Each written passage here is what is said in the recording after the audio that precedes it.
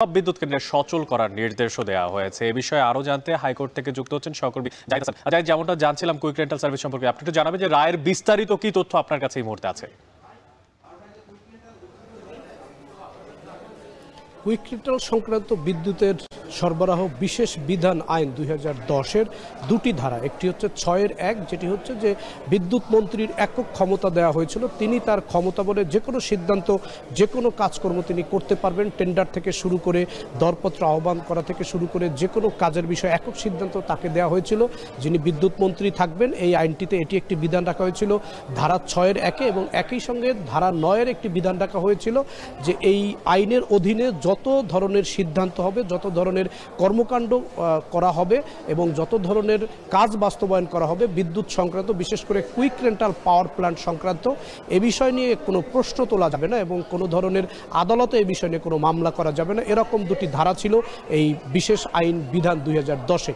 সেই দুটি ধারাকে চ্যালেঞ্জ করে হাইকোর্টে একটি রিট করা হলে সেটির উপরে রুল দেয়।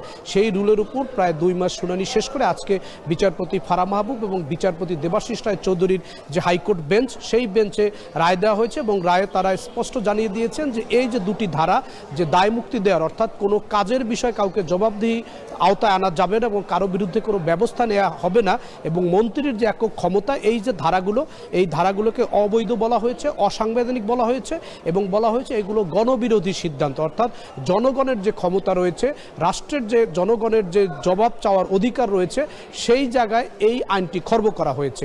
এই কারণে মূলত এই ধারা দুটি বাতিল করে দেওয়ার মধ্য দিয়ে মূলত এই আইনের কার্যকারিতাই অনেকটা এখন নিষ্ক্রিয় হয়ে গেল। একই সঙ্গে যেটি হাইকোর্ট তার রায় বলেছেন যে এখন যদি কোনো পাওয়ার প্ল্যান্টের উৎপাদন বন্ধ থাকে, অর্থাৎ বিদ্যুতের উৎপাদন যদি কোনো পাওয়ার প্ল্যান্টে বন্ধ থাকে, কুইক রেন্টাল যে পাওয়ার প্ল্যান্টগুলো করেছিল বিগত আওয়ামী লীগ সরকার, সেই পাওয়ার প্ল্যান্টগুলো যাতে দ্রুত সচল করা হয় এবং দেশের স্বার্থে, দেশের মানুষের স্বার্থে এবং কলকারখানার উৎপাদনের স্বার্থে সকল পাওয়ার প্ল্যান্টগুলো যত দ্রুত সম্ভব এটি সচল করে দিতে হবে। একই সঙ্গে ব্যক্তি উদ্যোগে যে পাওয়ার প্ল্যান্টগুলো করা হয়েছে সেগুলো যদি বন্ধ থাকে, সেগুলো সরকারের ব্যবস্থাপনার মধ্যে নিয়ে আসার জন্য হাইকোর্টের রায় নির্দেশ দেওয়া হয়েছে। সবকিছু মিলিয়ে এই যে আইনটি ছিল, এই আইনটি মূলত একটি অসাংবিধানিক আইন ছিল, এটি ছিল রায়ের মূল কথা। এবং এই আইনের আজকেই রায়ের মধ্য দিয়ে সরকার চাইলে এখন বিদ্যুৎ সংক্রান্ত যে কোনো চুক্তি বাতিল করতে পারবে। এটি সরকারের জন্য বড় একটি জায়গা তৈরি হলো হাইকোর্টের এই রায়ের মধ্য দিয়ে। এটি ছিল আজকে মূলত বিদ্যুৎ সংক্রান্ত হাইকোর্টের উচ্চ আদালতের রায়ের বিষয়। কুইক রেন্টালের মাধ্যমে আইন করে কুইক রেন্টালের মাধ্যমে দায়মুক্তি দেওয়া হাইকোর্ট অবৈধ ঘোষণা করেছে, আর সেই বিষয়ে সবশেষ হাইকোর্ট থেকে জানাচ্ছিলেন সহকর্মী জাহিদ হাসান। এদিকে জুলাই গণঅভ্যুত্থানে আহত